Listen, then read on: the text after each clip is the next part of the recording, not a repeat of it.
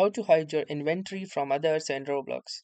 So hey guys, welcome to this tutorial. In this tutorial, I'll guide you through the exact steps on how you can hide your inventory from others in Roblox.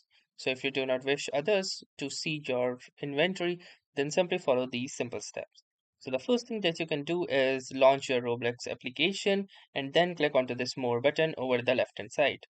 Now from here, click onto the setting option and within the setting, click onto the privacy and content restrictions. Now, once this page loads up, you can see different settings, and one such setting is the trading and inventory.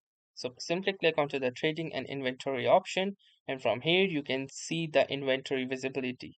So currently it is set to everyone, so this means that everyone will be able to see my inventory on its contents as well.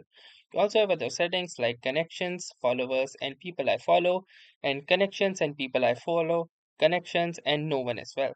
So in order to hide it from everyone, simply click onto this no one option and you are all set. You can see this message that says inventory visibility and related settings updated.